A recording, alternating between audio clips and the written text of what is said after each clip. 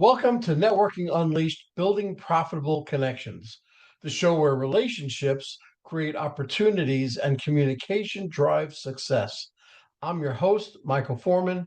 Have you ever noticed that when some people walk into a room and instantly command attention, not only because they're the smartest person there, but because of how they show up? That's executive presence. I had to slow down for that. And when you combine executive presence with strategic networking, something powerful happens. People listen differently. Opportunities appear more often.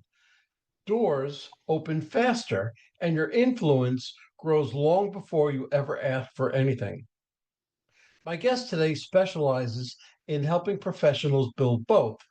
We're talking about what executive presence really is, why networking should be intentional instead of accidental, and how the way you carry yourself and will have just as much impact as the words you speak.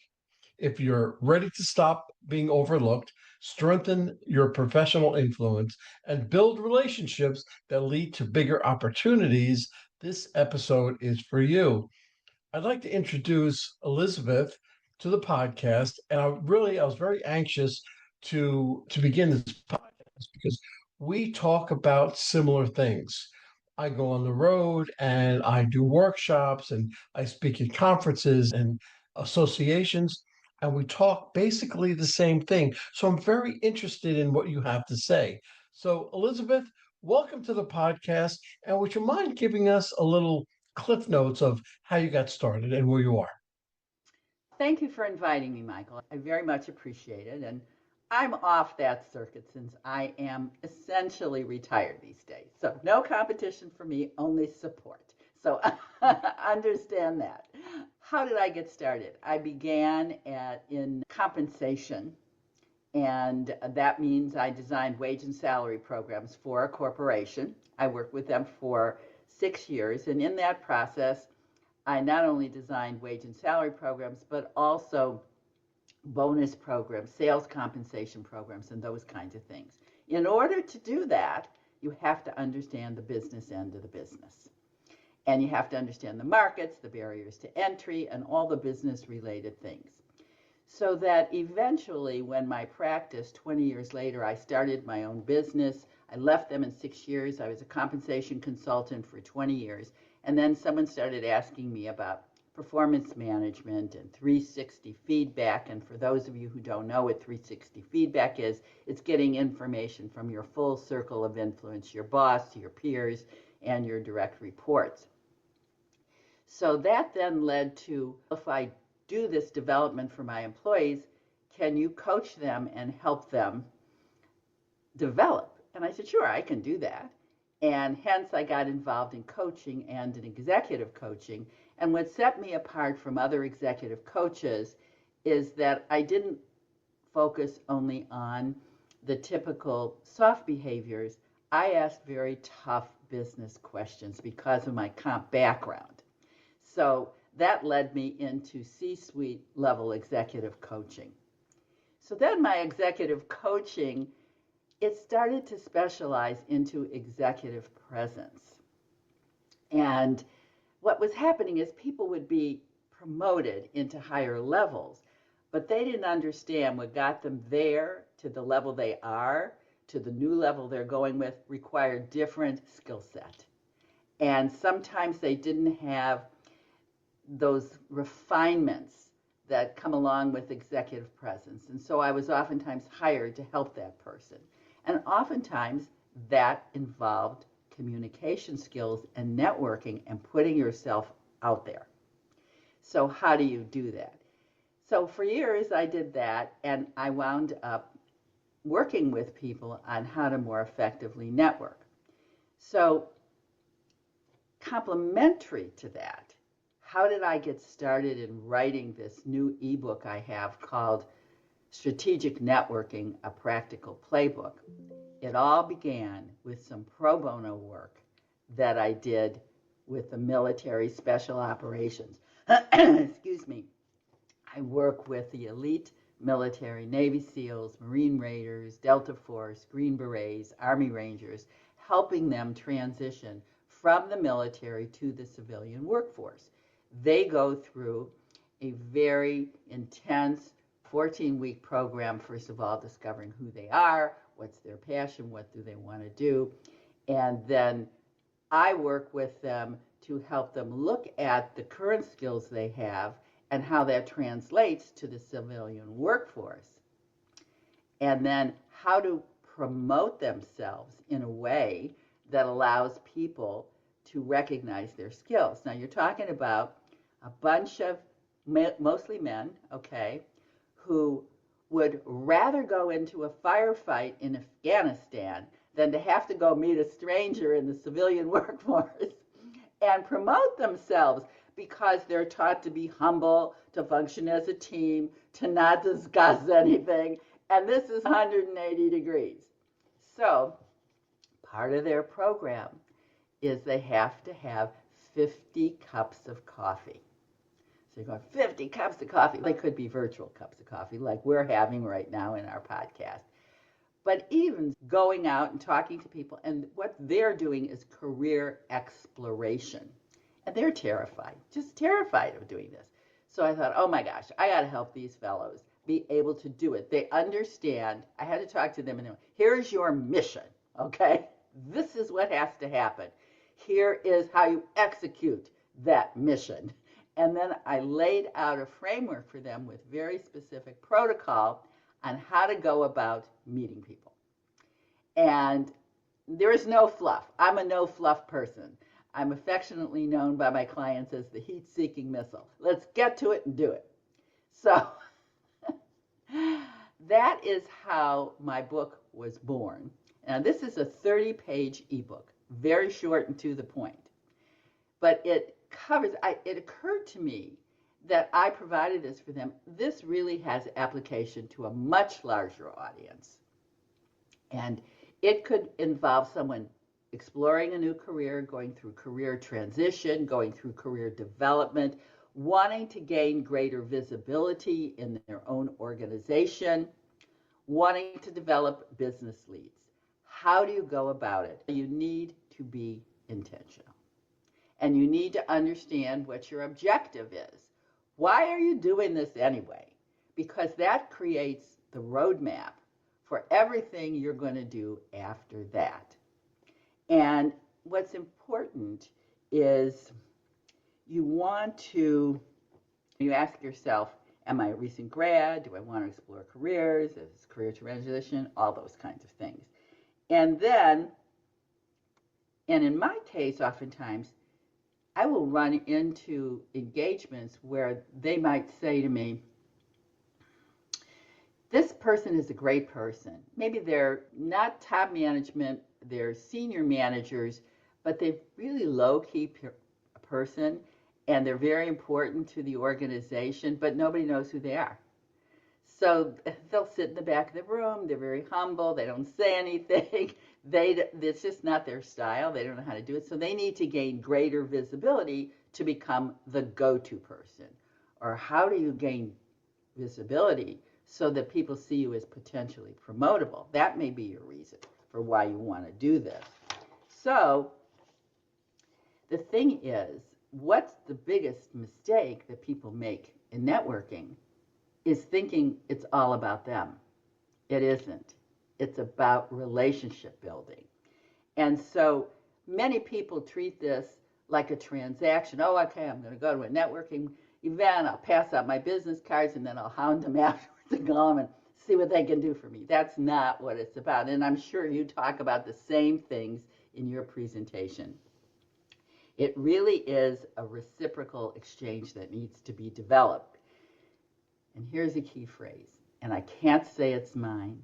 It belongs to the dearly departed Dr. Mark Goulston, who was a colleague and a friend, and he wrote the book, I can't think of the name, I can't remember the name of the book, but in that book, the line is, be more interested than interesting.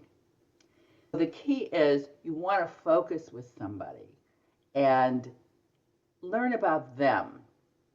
what sets my book apart is how do you make that first connection? Because when you are more interested in a person, they feel it. There are common neurons that get exchanged, bonding neurons, oxytocin gets released. And so you need to find some common ground. Let's say you want to meet somebody. Where my book sets things apart is that I use AI to help you be a detective of sorts. I provide you in this very brief ebook the very specific protocol to go through and the prompts that you need to use to find out as much about this person that you're going to talk to as you can. What's their background? What's their education? What are their interests? What are their hobbies? Did they serve on boards? Do they have any legal problems? Because you want to find out, is this person shady or straight? That's important. Now, of course, this is all public information. But once you might find out that they are perhaps involved with Habitat for Humanity or the Boy Scouts or involved with horses or whatever, that gives you an opportunity to be more interested than interesting and ask them a question about it. When you're meeting people, you find out and you say, I was doing some research and what came up is that you've served on the board of the Boy Scouts. Tell me how you got involved in that. So you take a couple of minutes to create that connection where they know you're interested in them. And then you can redirect the conversation to the specific questions you need based on your objective. And the book also lays out, all right, your career exploration, here's 5 to 7 questions you can ask them. Your career transition, 5 to 7 questions. You want to gain greater visibility and have your team be recognized as the go-to team for certain types of problems. Here's 5 to 7 questions you can ask. So it's very directed. That's why it's really important to understand what your objective is at first. And then, of course, we go into what's your follow-up. And it doesn't just end at the end of that conversation. You need to keep records of who you talk to. You need to make sure that you touch base with them, not in a point where you're hounding them to death, but maybe they mentioned something about an article and you saw an article somewhere that you knew that they might enjoy. So here it is 3 months later. Hey, I saw this article and I thought it would interest you. I remember we talked about such and such. It's just a touch point because you never know when you need to go back to that again or that person again and ask them for something, but you are in the process of developing a relationship. So that's the long and short of everything that I do.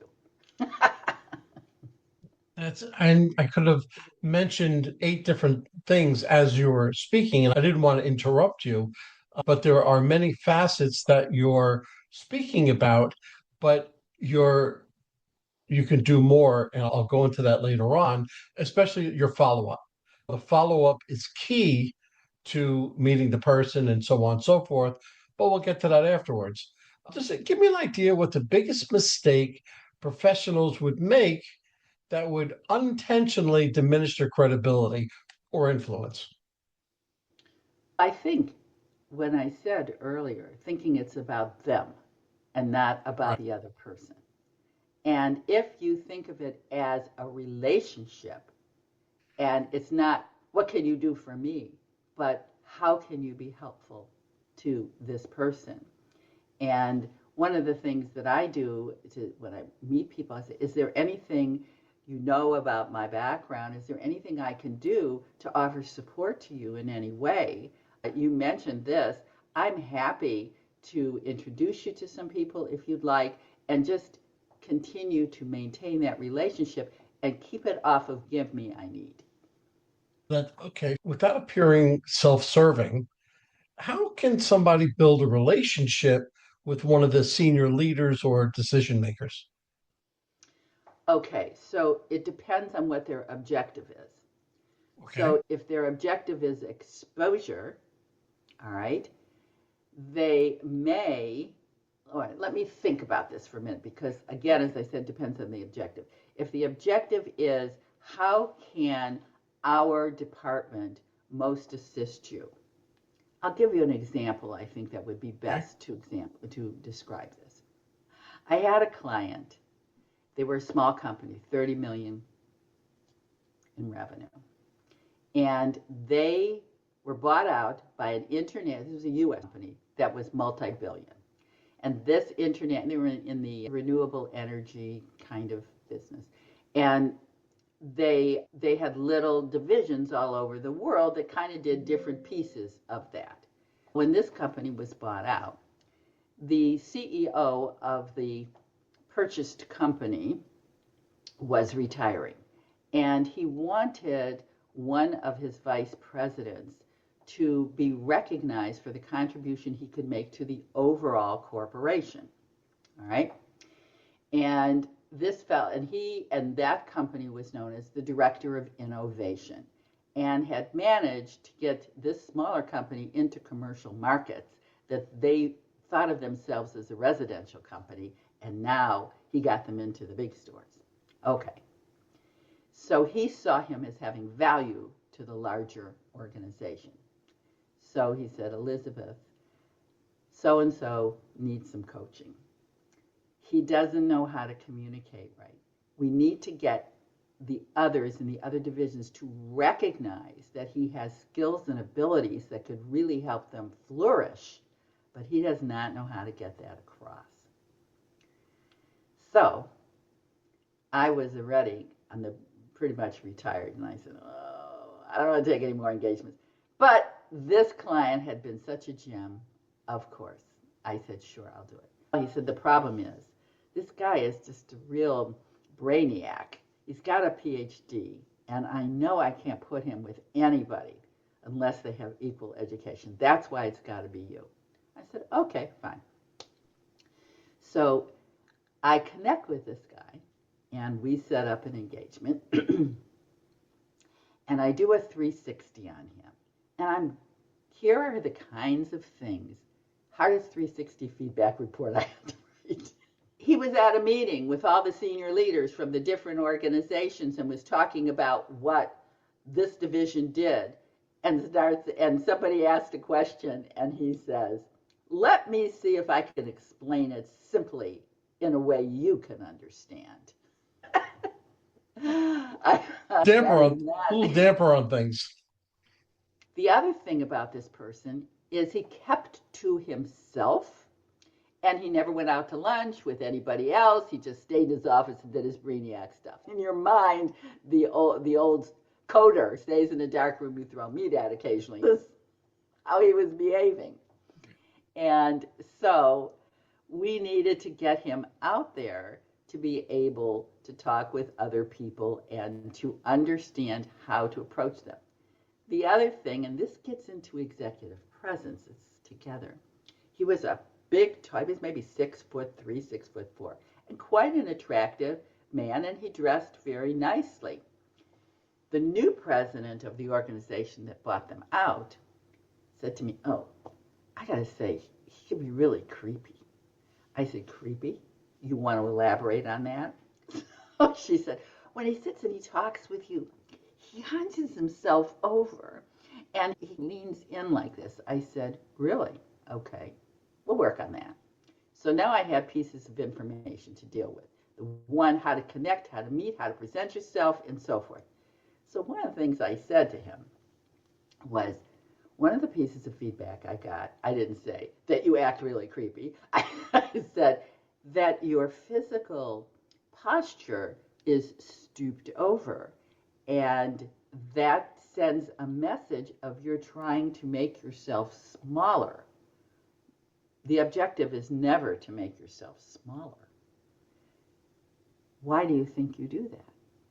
And he says, as a big man, I have been with other men that are smaller, and I feel like I can be intimidating to them, so I try to come down to their level.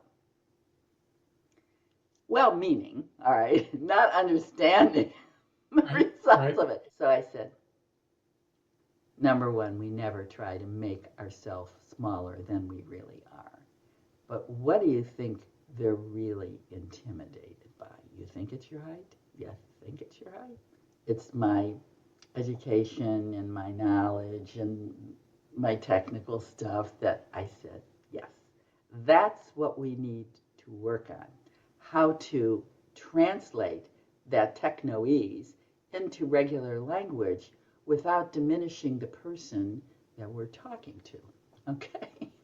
So we worked on that. So that was part of it, but then he had to go out and meet people from other divisions. And that is where the challenge was. They need to know you're the go to person, that you can be a resource for them to expand their operations. You have to approach them in a way that doesn't intimidate them but is welcoming. So we worked on how to do that, how to approach them, and part of it is be more in. You don't go in there, you are the big fish in a small pond right now. That's not the case right now. That's what you have been. Right now, it's the opposite. So you have to draw them near you to come to you. How do you do that? Not by spouting off everything that's great about you, but learning about them, being more interested in them than sharing everything that you know and just throwing it up out on the table right now. So you have to take your time to build those relationships. And this is a guy that didn't follow up. He would let things lapse. So it was a real rigor that I had to go through with him. But ultimately, we were successful. Yeah, you had to teach him active listening because listening is so important because That's you don't right. know what questions to ask unless you're truly listening to them. So that's really where it comes in. So let me ask you a question. When they're entering a room, they're full of accomplished professionals. What separates those who create meaningful connections from those that are unnoticed? Okay. One would think it's their appearance. They look like they just walked in an Amani suit. Not Right. necessary. It is how you carry yourself, number one. You Absolutely. stand tall, you stand with posture correct, and you smile and you connect and you look people eyeball to eyeball, not over their head. How many networking meetings have you gone to where you start to talk to somebody, you say hello, you shake your hand, they're shaking your hand while they're looking over your shoulder. Absolutely. It's absolutely I want to say, hey, eyes here, but true. I That's one of the first That's one of the first things I teach is when you first meet somebody about eye contact, about shaking their hand. They're shaking the person's hand becomes so important. You don't shake it like a dead fish. It's a firm handshake. And that sets the tone from that point on. So you're it's right. really Let me important. ask you a question now, if I may. Sure. All right. So here's the new rules: fist bump, because nobody wants to touch anybody's hand because of this whole COVID thing. So I have to That question, how are you telling people now? So when you fist bump, do you fist bump and grab their wrist? What do you tell them? I found that the fist bumps really have gone away because COVID was 6 years ago, right? Yeah. So less and less people are doing the fist bump. If somebody wants to fist bump, I would fist bump them back and make light of it. Oh, fist bump. Okay, we can be 15 again. I enjoy doing that. And that usually like, oh no. And usually they'll put their hand out and shake your hand like a professional. Oh, So interesting. you own it, Interesting. you own the situation, and you make a joke about it. And it Okay. sets everybody at ease. It's not one powerhouse over another. Everybody's at ease, and you just move on. Okay. Okay. See that? All right. Done. Okay. Can professionals remain authentic while intentionally strengthening their executive presence or personal brand? I don't think they are mutually exclusive. I think they are interconnected. All right. Yeah, absolutely. In other words, you can't have executive presence if you're not authentic because people see through that faster than, In a second. yeah, that's it. So part of being developing executive presence is building trust. And this is one of the things when I deliver presentations on executive presence is I say, you are always in the spotlight. Whether you're a frontline supervisor, a manager, a senior manager, or the president of the company, whenever you have people reporting to you, they are watching you. And there was some research that said in a troop of baboons, the lesser baboons are checking out the alpha male every 20 seconds or something to that effect. What's he doing? What's going on? Who's he looking at? Who's he favoring? So while we as humans may not be doing it every 20 seconds, if a leader comes into an organization and is very calm, cool, and collected one minute, loses his top the next minute, and he or she is inconsistent in behavior, that makes people uneasy. That makes people less likely to trust you. So you have to be very cognizant of being consistent in your behavior as a leader. That builds authenticity. When people know that, they're more likely for your words to have impact. You also make sure that when you're saying those words, your face is saying the same thing as your words is saying. Now, if you are authentic, it's not an issue. But that's really the bottom line: consistency and trust. Those are the bedrocks. You don't have that, the entire thing falls over. There's a saying, a mantra in networking. If they know you, if they like you, if they trust you, they will do business with you. Now, everybody knows you because you've been around. But when you get to the point of everybody likes you, no, that narrows the scope down just a little bit because no matter what you do, everybody is going to like you.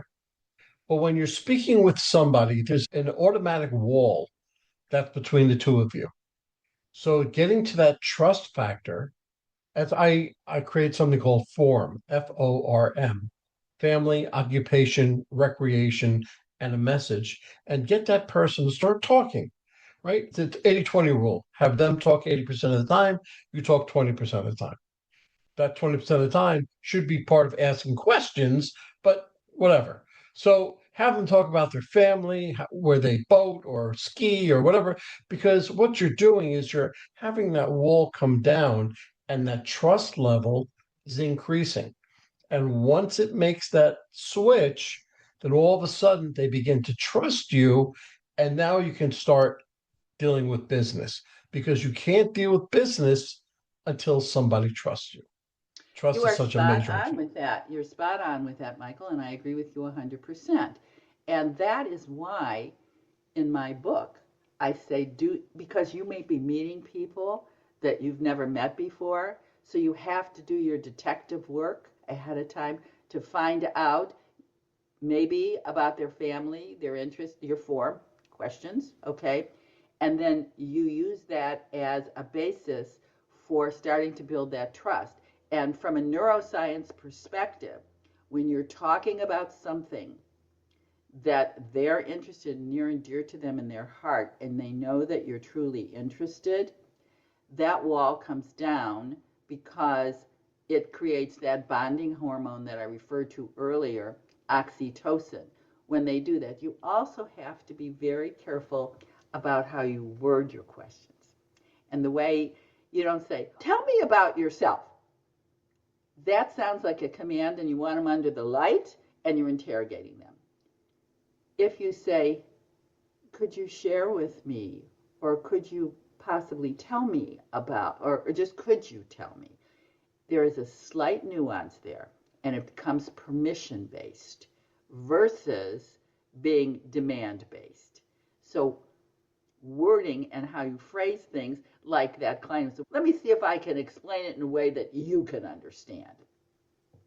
How you say things is just as important as what you say. Absolutely. Absolutely. You're absolutely right. Okay, so let's bring this podcast full circle. If a listener wanted to dramatically improve both their network and executive presence, over the next 90 days, what one habit would you tell them to begin immediately? That's a good question. First of all, you need to, they're not that they're separated, but they each take, you have to come up with a roadmap. You need to develop a brand. What brand? That's the same thing as what is your objective. Okay, so what is your brand? That gives you the roadmap.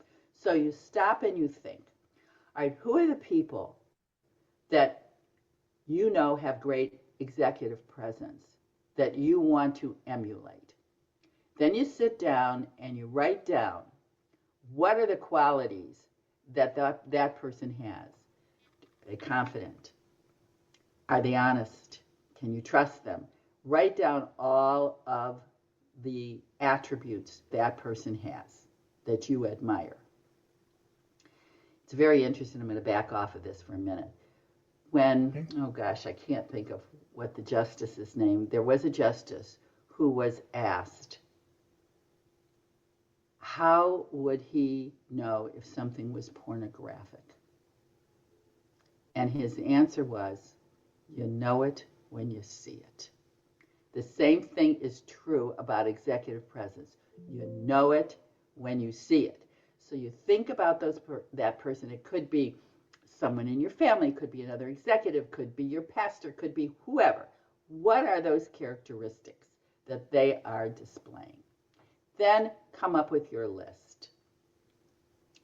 Once you come up with your list, then you say, okay, if I were Steven Spielberg and I were trying to direct somebody to show confidence, how would I direct them? Because you said, act more confidently. How do you act more confidently? What does that look like? If I'm filming you, what does that look like? I stand tall. I walk in the room. I look around. I greet people eye to eye. I smile. All of the behaviors that are associated with that attribute, write those down. You get that down, and then you decide which of those attributes you want to start on first. You can't do them all at once. One thing at a time. Master that. Then move on to the next. That's great. Elizabeth, I can probably talk to you for 2 more hours because you and I can exchange different ideas on how we go about doing all this. But for my listeners, how would somebody get hold of you if they wanted to get your book, be have you as a consultant, or just say hi? How would they get hold of you? I'm not really doing much consulting these days. I want to try. I'm 78 years old. Okay? My time to have fun. So I am happy to help. And the best way I could do it is through my book, Strategic Networking, a Practical Playbook, that is available on Amazon. It's 30 pages. You'll read it 15 minutes, and it'll be the most useful information for you. It's very inexpensive. It's $8. It's not. My goal is not to get rich off of making a book. I don't. That's not my purpose. My purpose is to get it in the hands of as many people as I can, to help as many people as I can without necessarily involving my time and high consulting fees. All right, so this does the job. So the easiest way is to just go to Amazon and type in my name, Elizabeth with a Z, Fried, spelled like fried, F-R-I-E-D, and that book will pop up. All the books that I've written will pop up. And then just follow the directions. It's a roadmap for you. That's all I can say. Okay. This conversation is a reminder that success isn't just about what you know, it's all about how you show up. The strongest networks are built intentionally. The strongest leaders communicate with clarity, confidence, and purpose. And the professionals who create the biggest opportunities are often the ones who understand how to build trust before they even ask for anything. Take one step this week. Pay attention to how you're showing up in conversations. Are you simply participating, or are you creating a memorable presence that others want to engage with? If you found value in today's episode, make sure you like, follow, and subscribe to Networking Unleashed, building profitable connections, so you continue getting the best insights on networking and communication. And if this conversation helped you think differently about professional presence, share it with a colleague, leader, or friend. If you'd help strengthening your communication, expanding your influence, and building relationships that will create real business opportunities, visit michaelaforman.com. So until next time, be intentional, be memorable, and build connections that position you for the opportunities you deserve. Elizabeth, I can't thank you enough. This was spectacular. Thank you. I had fun. That's the thing that's important too. Always have fun. That's the most important thing. I'll see you soon. Thank you. A wrap, folks. A huge thank you to our guest for sharing such incredible insights today. And of course, a big shout out to you, our amazing listeners, for tuning in and spending your time with us. If you're interested in my digital courses, being coached, or having me come and talk to your company, just go to Michael and fill out the request form. Remember, networking isn't about being perfect, it's about being present. So take what you've learned today, get out there, and make some meaningful connections. If you've enjoyed this episode, please don't forget to subscribe, leave us a review, and share it with someone who could use a little networking inspiration. Let's keep the conversation going. You can find me on Apple, Spotify, Pandora, YouTube, or my website, forman.com/podcasts.